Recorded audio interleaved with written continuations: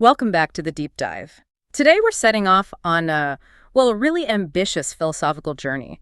We're diving into Friedrich Nietzsche's Thus Spoke Zarathustra. Yeah, it's quite the undertaking. It really is. And this book, it's not just straight philosophy, is it? It's this unique blend of poetry, parables. Yeah. It feels like it's designed to really challenge our fundamental views on life, morality, even ourselves. Absolutely. It's provocative by design. And we have this central figure, Zarathustra, kind of a prophet, descending from a mountain to share wisdom. Right. And our goal today, for you listening, is to maybe cut through some of that dense poetic language, get to the heart of what Zarathustra, or rather Nietzsche through Zarathustra, is actually teaching. Okay. We'll look at the story, the key ideas, and why this work still has such a massive influence today. It's really about understanding this call to create meaning for yourself. Okay, let's unpack this then. Let's start with the character Zarathustra himself. Good place to start. So Nietzsche got the name from the ancient Persian prophet Zoroaster, but he completely reimagined him, right? It's more symbolic. Exactly. It's not a historical account. He's using the idea of a prophet figure. And the setup is Zarathustra spends 10 years alone on a mountain, just thinking, contemplating. Deep solitude, yeah.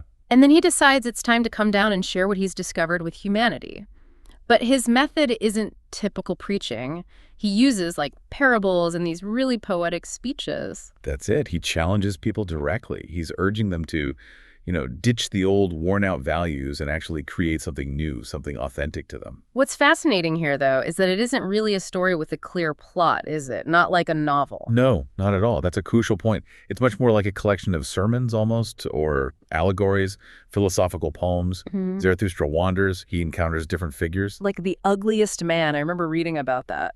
Right, or the last man.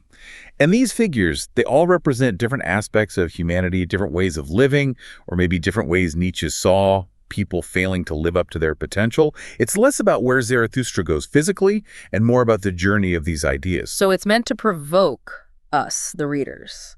Definitely. It's meant to make you think, make you feel the weight of these philosophical questions about existence, morality, what we're capable of. Okay, so let's dive into those big ideas, those provocations. We absolutely have to start with the big one, the phrase everyone knows, even if they don't know Nietzsche. God is dead. The big one, yeah. Here's where it gets really interesting. Because it sounds so final, maybe even triumphant, like, hooray, no more God. But reading into it, it feels different, almost like a warning. What's really going on there? That's exactly right. It's so often misunderstood. God is dead. Isn't Nietzsche celebrating atheism? Not really. It's more of a cultural diagnosis. A diagnosis. Yeah. He's observing that in the modern West, the traditional foundation of meaning and morality, which for centuries was based on God, on religion, on these transcendent values, that foundation is crumbling. So the rules, the purpose, everything that came from that religious framework. It's lost its absolute authority for many people. Think about it. Science, reason, secularism. Mm-hmm. They've changed how we see the world. So that central divine source of meaning, for Nietzsche, it just doesn't hold the same power anymore. It's dead as the ultimate guiding principle. Leaving a gap, a void. Precisely. An existential vacuum. The old answers don't work, but new ones haven't really emerged yet. So the statement is less a cheer and more a profound question. Now what? How do we live meaningfully without that old structure? Right, so it's not celebrating, it's observing this huge shift and asking, okay, if that compass is broken, how do we navigate? Exactly. And that leads directly into maybe the most famous idea from the book, the Übermensch, often translated as Overman or Superman. Ah, yes, the Übermensch. This seems to be Nietzsche's answer, or part of his answer to that now what question. Can you define what this Übermensch represents? And maybe, just as importantly, clear up what it doesn't mean. Because it's been twisted, hasn't it? Oh, absolutely. Dangerously so. Okay, so the Übermensch is presented as the ideal, the next stage almost, for humanity. It's the individual who, facing that death of God, doesn't fall into despair or nihilism. Meaninglessness. Right. Instead, they embrace the challenge. They take on the task of creating their own values, forging their own meaning from within.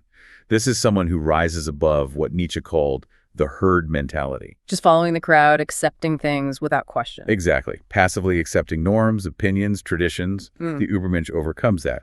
But, and this is critical, It is not about domination. It's not about being a master race or being arrogant. Those are terrible distortions, often linked to later political misuses of his work. So it's not political, it's personal, an internal goal. Yes, profoundly personal. It's about self-overcoming. Think constant growth, boundless creativity, living authentically according to values you've created and affirmed. The Übermensch says yes to life. Saying yes to everything, the good and the bad. Everything, the struggles, the pain, the joy, the beauty, seeing it all as necessary for growth, for creation. It's like an artist pushing boundaries, not for fame, but for the act of creation itself. It's about becoming who you truly are, constantly striving beyond your current self. It's about being the architect of your own soul, you could say. That distinction, personal versus political, internal versus external power, feels really key. And this idea of constantly striving, evolving, that connects to another core concept, doesn't it? The will to power. It does, yes. They're deeply connected. Nietzsche suggests this will to power is the fundamental drive in all life, not just survival, which he thought was too passive, but something more active.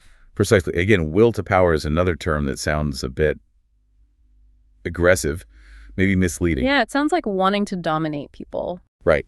And while it can manifest in unhealthy ways, that wasn't Nietzsche's core meaning. For him, it's this fundamental intrinsic drive in everything living, not just humans, but plants, animals, everything to grow, expand, overcome resistance, assert itself, express its potential. So like a plant pushing through concrete. That's a perfect image.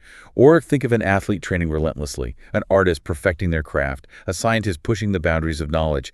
It's that inherent striving towards mastery, towards expressing potential, towards becoming more. It's the engine of creativity and self-actualization.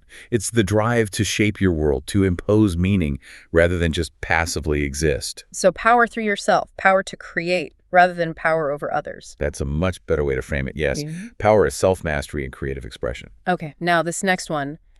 It's maybe the most mind-bending, possibly the most challenging idea in the whole book. Eternal recurrence. The greatest weight. Yeah, let's try the thought experiment he poses. What if? What if you knew you had to live your life, this exact life, with every single detail, every joy, every mistake, every boring Tuesday, over and over again, forever?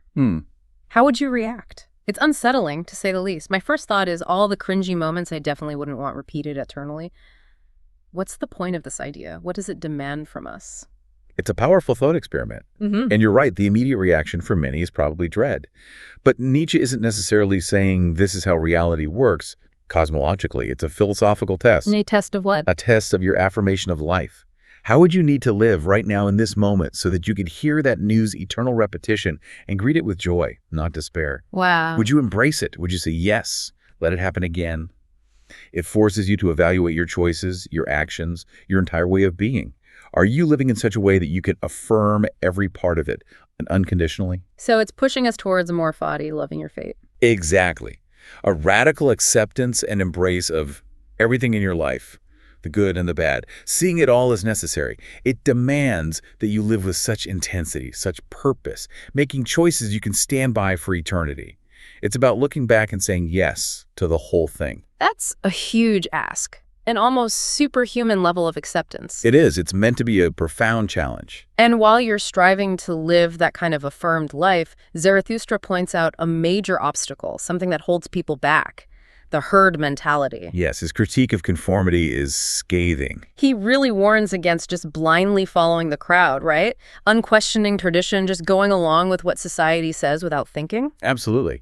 He saw it as a huge barrier to becoming that authentic, self-creating individual, the Übermensch. But again, what's fascinating here is it's not just about being a rebel for rebellion's sake. Not just being different to be different. No. It's a call for genuine individualism. To dig deep, figure out who you actually are, what you actually value, separate from the noise of the crowd, the pressure to conform. He saw most people just adopting values passively. Because it's easier, safer. Much easier, much safer. Zarathustra calls for courage. The courage to find your own path, live by your own created values, even if it means standing alone. It's about resisting that urge to just blend in and instead defining yourself through your own unique choices and creations. He wanted to wake people up from that comfortable slumber.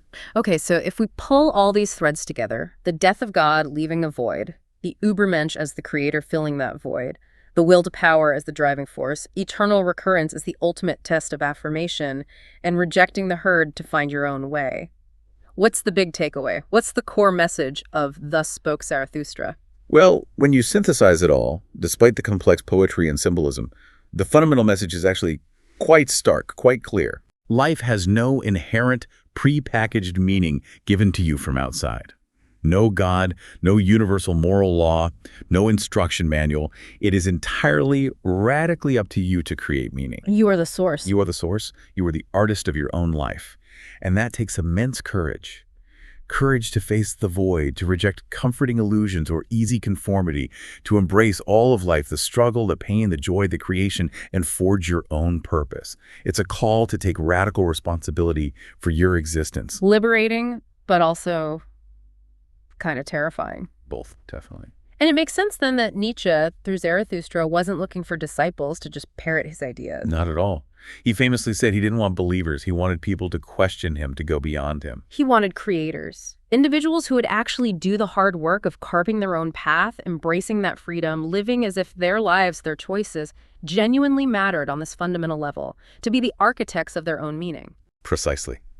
So this deep dive, hopefully, shows that while Zarathustra is challenging, it offers this incredibly potent framework for thinking about your own life, your own values, your own potential. Especially in a world where maybe those old certainties feel less certain than ever. Exactly. Which brings us to a final thought, a question for you listening right now. Are you ready to say that profound yes to your life? To fully embrace the struggle, the joy, the whole messy, beautiful, terrifying potential of it all, and take on that task of building meaning for yourself? And maybe to make that a little more concrete. Think about this week. Is there one specific herd mentality belief, maybe an assumption you hold just because it's common, or something you've never really questioned? What if you challenged just one of those things in your own thinking? How might that small act of questioning, that tiny step away from the crowd, be the beginning of your own journey of self-overcoming?